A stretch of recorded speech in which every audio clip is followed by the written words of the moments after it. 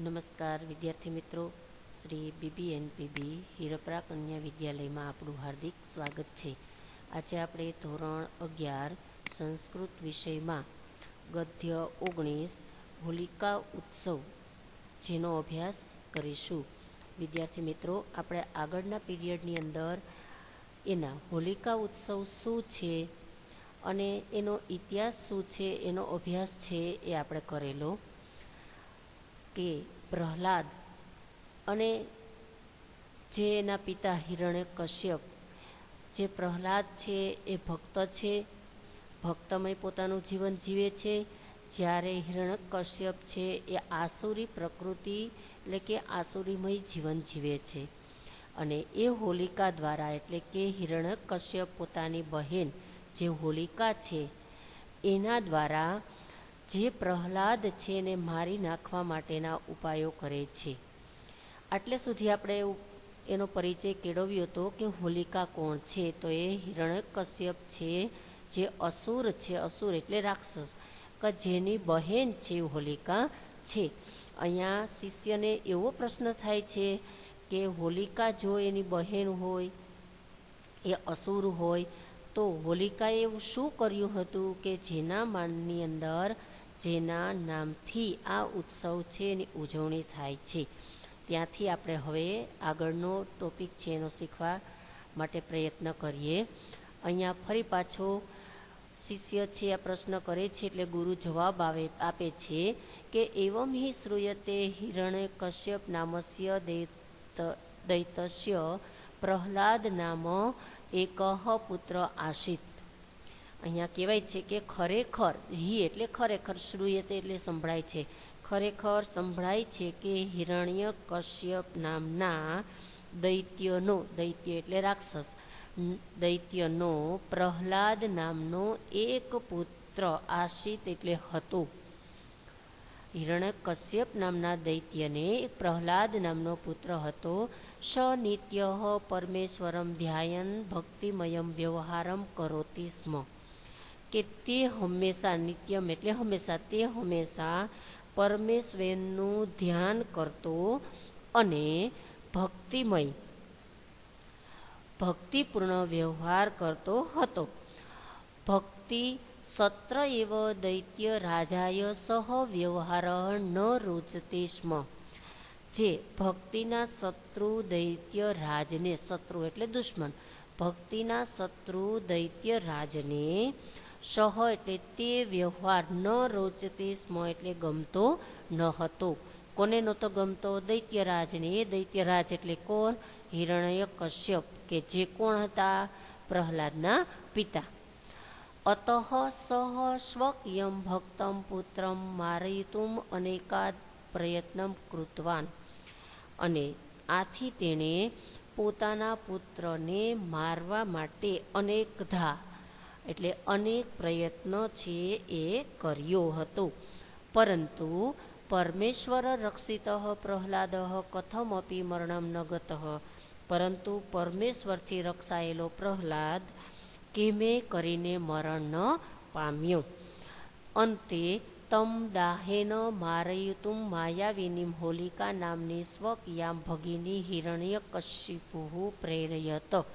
અંતે એટલે છેવટે, તમ દાહેન તેન, તમ એટલે તેને, દાહેન એટલે અગ્નિથી, મારયિતુમ એટલે મરાવી નાખવા, અંતે તેને અગ્નિથી મરાવી નાખવા, માયાવિની એટલે કે માયાવી એવી હોલિકા નામની સ્વકીયામ એટલે પોતાની બહેનને હિરણ્યકશિપુઃ પ્રેરયત એટલે હિરણ્યકશિપુએ પ્રેરી. અહીંયા ખુદ પિતા પોતાના જે પુત્ર છે એને મારવા માટે જે પોતાની બહેન હોલિકા છે એને પ્રેરે છે. શેનેથી મારવા માટે? અગ્નિથી. કારણ કે અહીંયા હોલિકાને એક વરદાન હતું કે અગ્નિ છે એને બાળી શકશે નહીં. શિષ્ય: કથમ હોલિકામેવ હિરણ્યકશિપુઃ પ્રેરયત. કથમ એટલે કેમ? હોલિકા એમ એટલે હોલિકાને જ હિરણ્યકશિપુએ પ્રેરી. કેમ હોલિકાને જ હિરણ્યકશિપુ પ્રેરી? કારણ કે અહીંયા શિષ્યને ખબર ન હતી કે હોલિકાને શું વરદાન મળેલું છે. ગુરુ યતહિ શા માયાવીની હોલિકા અગ્નિ રક્ષિતા આસીત, કેમ કે તે માયાવીને, શા એટલે તે માયાવીને, માયાવી એવી હોલિકા અગ્નિ રક્ષિતા એટલે કે અગ્નિથી રક્ષા પામેલી હતી. શિષ્ય તત કિમ સંજાતમ, સંજાતમ એટલે થયું, તત એટલે પછી શું થયું. શિષ્યને એટલી બધી આતુરતા છે એટલે ગુરુને આવા અવનવા પ્રશ્નો છે પૂછે છે. ગુરુ હિરણ્યકશિપુ પ્રેરિતા હોલિકા એકદા ફાલ્ગુન માસસ્ય પૂર્ણિમાયામ તીથો પ્રહલાદમ અંકે સ્થાપયિત્વા અગ્નો પ્રાવિશિત. હિરણ્યકશિપુથી પ્રેરાયેલી હોલિકા એકદા એટલે એક દિવસ, ફાગણ મહિનાની, ફાલ્ગુન એટલે ફાગણ જે ગુજરાતી માસ છે તે, ફાગણ મહિનાની પૂર્ણિમાયામ એટલે કે પૂનમના દિવસે, પ્રહલાદમ પ્રહલાદને અંકે એટલે ખોળો, ખોડામાં બેસાડીને, સ્થાપયિત્વા અગ્નિ ખોડામાં બેસાડીને, અગ્નિમાં પ્રાવેશિત એટલે કે પ્રવેશી. શું કરે છે અહીંયા? એ ફાગણ મહિનાની પૂનમના દિવસે હોલિકા છે એ પોતાના ભાઈના કહેવાથી અગ્નિની અંદર પ્રવેશે છે. પરમેશ્વર કૃપયા હોલિકા દગ્ધા ન તો પ્રહલાદ, પરમેશ્વરની કૃપાથી હોલિકા છે દગ્ધા એટલે બળી ગઈ, ન તું પ્રહલાદ એટલે કે પ્રહલાદને કંઈ ન થયું એટલે કે પ્રહલાદ બળ્યો નહીં. પ્રહલાદસ્તુ તથૈવ સુરક્ષિત એવ તિષ્ઠત, પ્રહલાદ તો તથૈવ એટલે કે તેમજ સુરક્ષિત એટલે સુરક્ષિત જ ઊભો હતો, એવ તિષ્ઠત જેવી રીતે પહેલા ઊભો હતો તેવો જ, એટલે કે પ્રહલાદ તો તેમજ સુરક્ષિત ઊભો રહ્યો. હોલિકાયા દાહેન ભક્તિ શિરોમણે પ્રહલાદસ્ય ચ સુરક્ષા પ્રસન્ના પરમેશ્વર ભક્તા જના તત પ્રભુતિ પ્રતિવર્ષમ હોલિકા ઉત્સવ અનુભાવયંતી. કે હોલિકાયા, હોલિકાના દાહેન એટલે દહનથી, હોલિકાના દહનથી અને ભક્ત શિરોમણી પ્રહલાદની સુરક્ષાથી પ્રસન્ન થયેલા પરમેશ્વર ભક્તા એટલે કે પરમેશ્વરના ભક્તજનો, તતઃ પ્રભુતિ ત્યારથી માંડીને, પ્રતિવર્ષમ દર વર્ષે, હોલિકા ઉત્સવ અનુભાવયંતી એટલે કે હોલિકાનો ઉત્સવ અનુભાવયંતી એટલે મનાવે છે. આ તમને ક્યારેક 1 માર્ક્સના પ્રશ્નની અંદર કે MCQની અંદર પૂછાઈ શકે કે હોલિકાનો તહેવાર શા માટે ઉજવવામાં અથવા મનાવવામાં આવે છે. શિષ્ય અસ્મે કાર્યાય હોલિકયા કથમ ફાલ્ગુન માસસ્ય પૂર્ણિમા તિથિ સંકલ્પિતા. અસ્મે એટલે આ, કાર્યાય એટલે કાર્ય માટે, આ કાર્ય માટે હોલિકાએ કથમ એટલે કેમ ફાગણ માસની પૂનમ અથવા ફાગણ માસની પૂનમ દિવસ વિચાર્યો, સંકલ્પિતા એટલે વિચાર્યો. કારણ કે યોગ્ય પ્રશ્ન શિષ્યનો છે કે આ જ દિવસ કેમ. ગુરુ છે જવાબ આપે છે કે પ્રાચીન કાલાદેવ ફાલ્ગુન માસસ્ય પૂર્ણિમાયામ તીથો જનાહ નવશેષ્ટિમ કુર્વંતી સ્મ. કે પ્રાચીન કાળમાં તે દિવસથી એટલે કે પ્રાચીન કાળથી જ ફાગણ માસની પૂનમના દિવસે લોકો નવશેષ્ટી એટલે કે નવા તૈયાર થયેલો જે ધાન્ય છે એનો યજ્ઞ કરતા. શું કરતા? યજ્ઞ કરતા. તસ્યામ નવશેષ્ટી હોલિકા પ્રહલાદ આદાય અગ્નો પ્રાવેશેતી. અને તે નવા ધાન્યનો, તસ્યામ એટલે તે, નવશેષ્ટી એટલે કે નવા ધાન્યનો, હોલિકા એટલે કે હોલિકા પ્રહલાદને લઈને અગ્નિમાં ઉપાવિશત એટલે બેઠી. તે નવા ધાન્યનો, અહીંયા જે પોતે જે પ્રહલાદ છે એને પણ જો આવું કરે છે કે લોકો છે નવા ધાન્યનો યજ્ઞ કરતા એને આહુતિ આપતા, એટલે હોલિકાએ પણ તેવું વિચાર્યું. શિષ્ય કે છે કિમ નામ નવશેષ્ટી, કે આ નવશેષ્ટી શું છે? કારણ કે નવશેષ્ટી છે એ શિષ્યને ખબર નથી.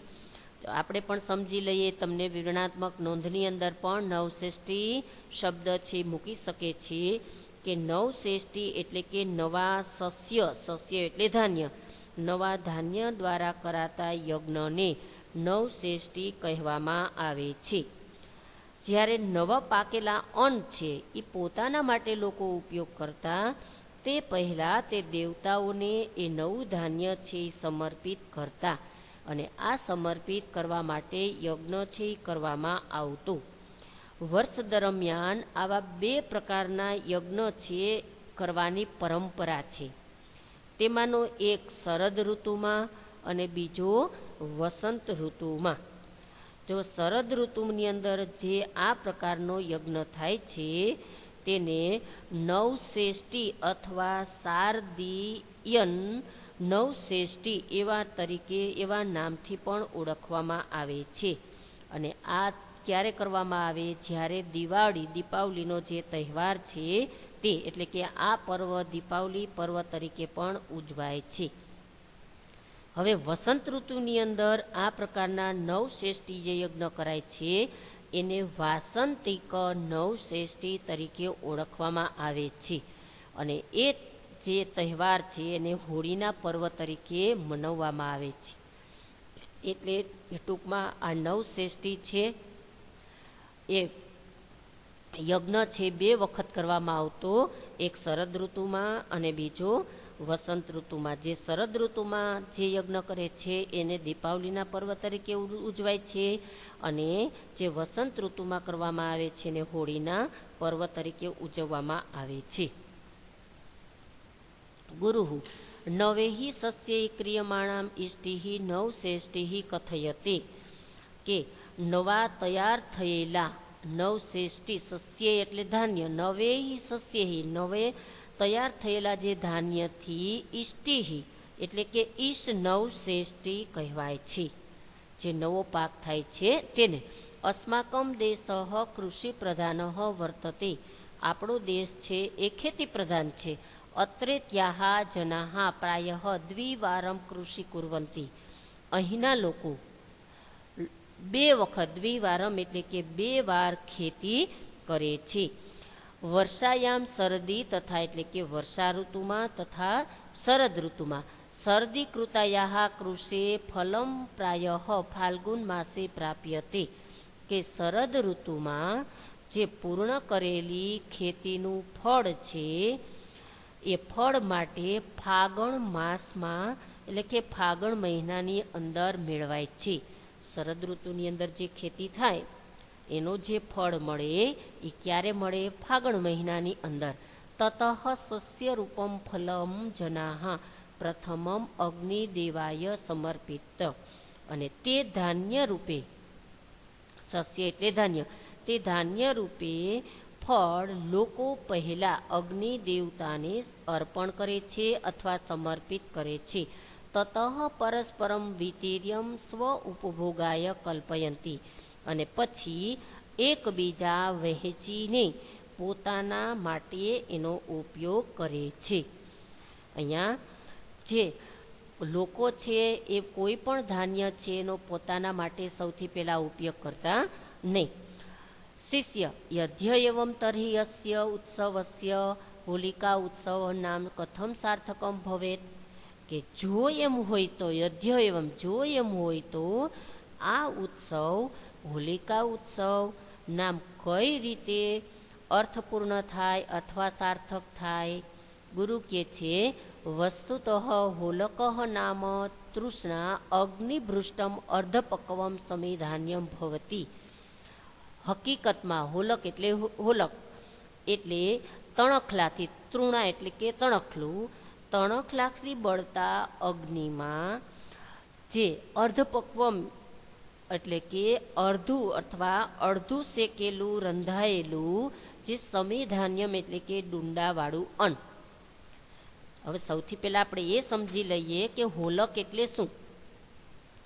તો આપણે હોલક અને આ અર્ધ પકવેલું અને ડુંડાવાળા ધાન્યની સમજ આવશે. હોલક એક પ્રકારનું ધાન્ય જ છે, એક પ્રકારનું અન્ન જ છે. હવે સમિધાન્ય એટલે કે ડુંડાવાળા અન્નને શું કહેવામાં આવે છે? સુકધાન્ય અથવા સમિધાન્ય.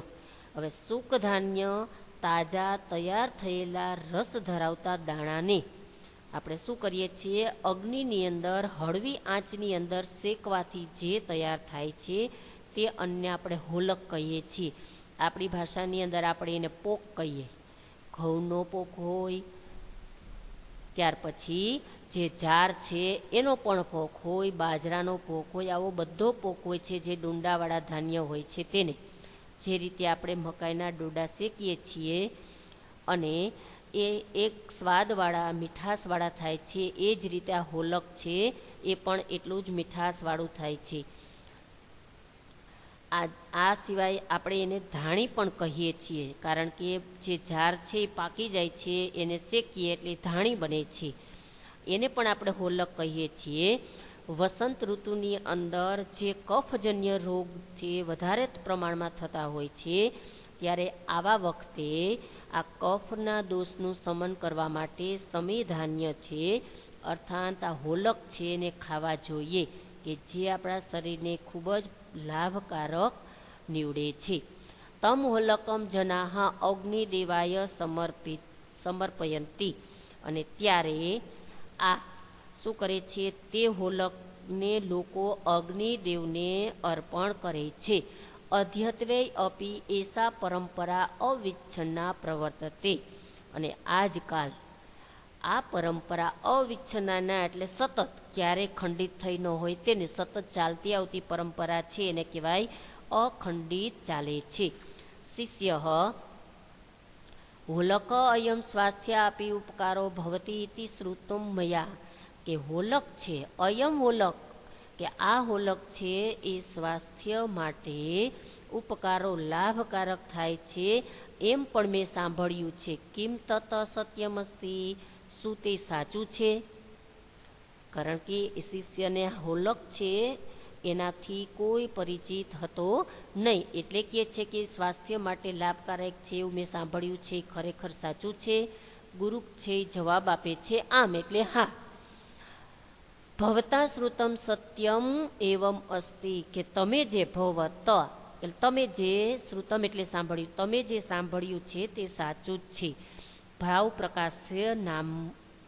પ્રકાશ નામ કે સુપ્રસિદ્ધે આયુર્વેદે ગ્રંથે કથિતમ અસ્તિ હોલિક અલ્પનાલો મેદ કફ દોષ શ્રમ અપહ અર્થાન હોલક મેદમ કફ દોષમ શ્રમમ ન અપહંતી. કે ભાવ પ્રકાશ નામના સુપ્રસિદ્ધ ગ્રંથમાં, એ આયુર્વેદ નામના ગ્રંથમાં કહેલું છે કે ધીમી આંચમાં શેકેલો જે પોક છે તે મેદ કફ દોષોને તથા થકાન જે છે શ્રમ, એ થકાનને દૂર કરે છે. એટલે હોલક છે એ શું કરે છે? મેદ અને કફના દોષને તથા થાકને અપહંતી એટલે હણે છે. એટલા માટે આપણે આ હોલક છે એને ખાવા જોઈએ. શિષ્ય અહીં ગુરુચરણ બહવો ધન્યવાદાહ અનેન બોધેન અહમ અનુગૃહિતો અસ્મિ. હે ગુરુજી, અહીં ગુરુચરણ એટલે હે ગુરુજી, ખૂબ ખૂબ ધન્યવાદ. અનેન એટલે આ બોધ વડે, અહમ એટલે હું, અનુગૃહિતો અસ્મિ એટલે આપનો આભારી થયું છું. અહીંયા ગુરુ શિષ્ય પરંપરાની અંદર જે સંવાદની અંદર શિષ્ય છે ગુરુ દ્વારા હોલિકા ઉત્સવની આખી સમજૂતી મેળવે છે. ત્યાર પછી હોલક, નવશ્રેષ્ઠી એ શબ્દોની પણ માહિતી મેળવે છે. અને ત્યાર પછી આ ભાવ પ્રકાશ નામના ગ્રંથ દ્વારા એના આયુર્વેદ ગ્રંથની અંદર પણ એ માહિતી પ્રાપ્ત કરે છે. આભાર.